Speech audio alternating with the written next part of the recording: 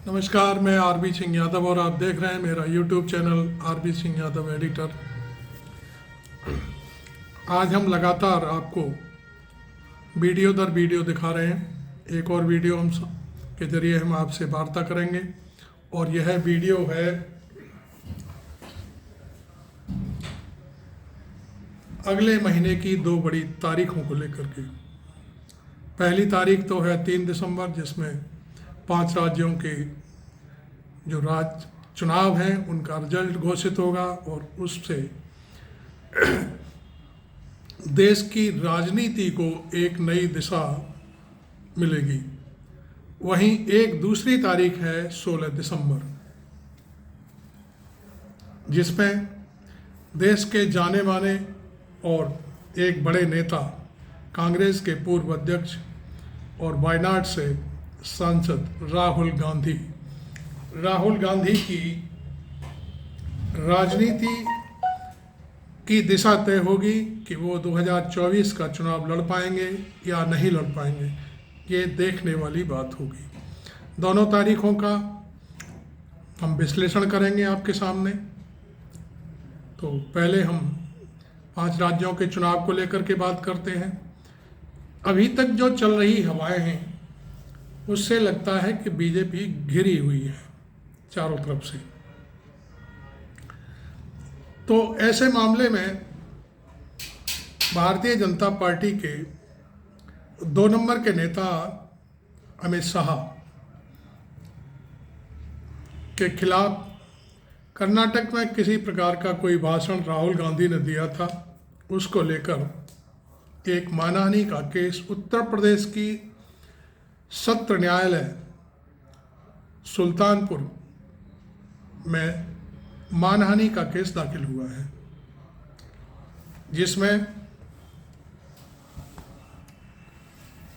अपर न्यायिक magistrate MPMLA की जो कोर्ट होती है जिसमें सुनवाइयाँ होती है, उसने सम्मन जारी करके राहुल गांधी को 16 तारीख को तलब किया है और कहा है कि आप आकर के कटघरे में खड़े हों। ये एक बहुत बड़ी घटना है। राहुल गांधी के 2018 से लेकर के अब तक के राजनीतिक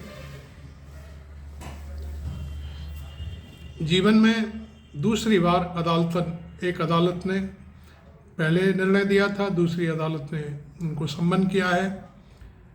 और पहली अदालत का मामला तो सुप्रीम कोर्ट तक पहुंच गया। वहां से उसके पहले आपको मालूम ही है कि राहुल गांधी के साथ क्या क्या हुआ। उनकी सदस्यता चली गई, घर चला गया, लेकिन फिर सारी चीज़ें जहां जैसी थी वैसी फिर हो गई। लेकिन अब सुल्तानपुर की अदालत क्या फैसला देती है, इस पर हम कोई टिप्पणी नहीं करना चाहते, चूँकि वो अदालती मामला है और अदालत का हमेशा जो भी निर्णय होता है वो स्वागत योग्य होता है, चूँकि अदालत अपने तरीके से सबूतों और गवाहों के आधार पर निर्णय देती है।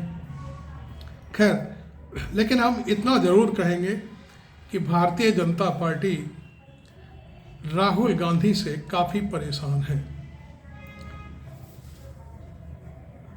राहुल गांधी ने भारत यात्रा की थी, 4 महीने कन्याकुमारी से कश्मीर तक गए थे 4 महीने में वो, और उसके बाद वो एक बहुत बड़े नेता के रूप में उभर कर आए। उन्होंने कर्नाटक जीता, उन्होंने हिमाचल जीता और उन्होंने कई बाई इलेक्शन जीते। उनके रहते इस 4 महीने की जो यात्रा थी, उसके बाद आज भी राहुल गांधी एक परिपक्व नेता के रूप में उभर कर सामने आ रहे हैं। पिछले दिनों जब भारत और ऑस्ट्रेलिया के बीच गुजरात में एक स्टेडियम में जो नरेंद्र मोदी के नाम से उसमें मैच हो रहा था, तो उसको लेकर के जनता में बहुत भारी कौतूहल था। जनता जगह जगह अपनी अपनी बातें कर रही थी, कोई कुछ कह रहा था, कोई कुछ कह रहा था। राहुल गांधी एक सभा में भाषण दे रहे थे, तो वहाँ पब्लिक ने पनौती पनौती चिल्लाया, तो राहुल गांधी ने बगैर किसी का नाम लिए हुए 2-3 बार कहा पनौती, तो वो इशारा बीजेपी ने अपने ऊपर ले लिया कि राहुल गांधी ने नरेंद्र मोदी को पनौती कहा है। वहाँ से भी मैं समझता हूँ काफ़ी हताशा जैसा माहौल बना है, चूँकि उसके बाद राजस्थान में चुनाव हुआ और उसके बाद फिर अब तेलंगाना में चुनाव है। दूसरी बात आप देखिए, राहुल गांधी की भारत जोड़ो यात्रा के बाद जितने भी कार्यक्रम हुए हैं, सभाएं हुई हैं और रोड शो हुए हैं, उनमें लाखों की तादाद में भीड़ उमड़ रही है। चाहे वो कोई भी राज्य हो, राजस्थान हो, छत्तीसगढ़ हो, आप समझो राजस्थान हो, छत्तीसगढ़ हो और मध्य प्रदेश हो, तेलंगाना हो, यहाँ तक कि मणिपुर में भी जब वो घटना हुई थी, 2 महिलाओं को नंगा करके परेड कराई गई थी, उसके बाद राहुल गांधी जब मणिपुर गए तो वहाँ भी लाखों की तादाद में लोग लाइन लगाकर उनसे मिलने के लिए आतुर थे। तो राहुल गांधी ने जो भारत यात्रा के बाद जो माहौल बना है उनके उस यात्रा के बाद से, वो एक पॉपुलर नेता के रूप में सामने आ रहे हैं। बीजेपी को उनकी ये पॉपुलैरिटी गले नहीं उतर रही है, लिहाजा वो किसी न किसी रूप में राहुल गांधी को अपने सामने से हटाने की कोशिश में है कि कैसे भी करके इनको दफन कर दिया जाए, एक तरफ कर दिया जाए, जेल भिजवा दिया जाए। तो इसी तरह का एक मामला सुल्तानपुर की अदालत में आया है।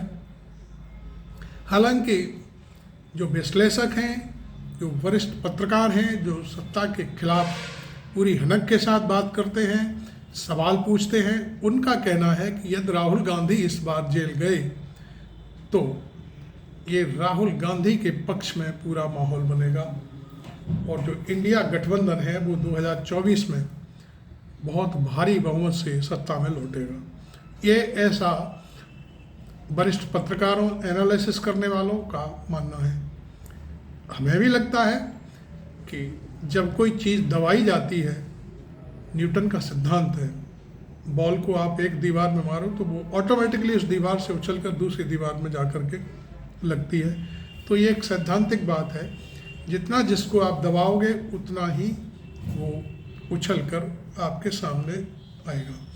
तो राहुल गांधी भी यदि जेल गए और साल 6 महीने 2 साल की यदि जेल होती है उनको, तो ये तो निश्चित है कि वो अगला 2024 का चुनाव नहीं लड़ पाएंगे।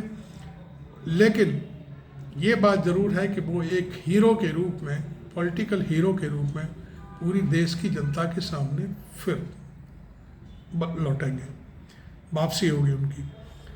ये हो सकता है भारतीय जनता पार्टी को ये लग रहा है कि नहीं, हम उन्हें जेल भिजवा करके किसी भी केस में फंसा करके न्यायिक क्षेत्र के जरिए तो उन्हें दबा सकते हैं। तो ये उनकी एक बड़ी भूल हो सकती है।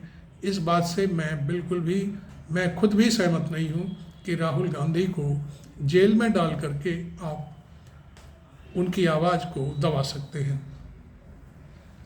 फिलहाल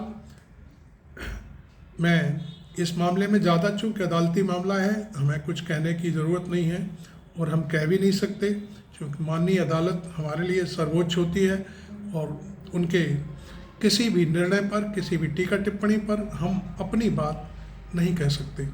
लेकिन जो हालात हैं, पॉलिटिकल हालात हैं, उन पर हम चर्चा कर रहे हैं। तो आपको ये मेरा वीडियो और ये जानकारी कैसी लगी, आप मेरे वीडियो पर ज़रूर कमेंट करें और इसको शेयर भी करें, मुझे फॉलो करें और मेरे चैनल को सब्सक्राइब करना ना भूलें। मुझे ज्वाइन भी करें, क्योंकि आपकी जो ताकत मुझे मिलती है, आप लोग मुझे देखते हैं और मुझे सब्सक्राइब करते हैं। मैं पिछले कुछ ही दिनों से मैं YouTube पर आया तो तमाम लोगों ने मेरी आशाओं के विपरीत जाकर मेरे को सहयोग किया है। तो मैं चाहता हूं कि आगे भी आप मुझे सहयोग करें। आपका बहुत बहुत धन्यवाद।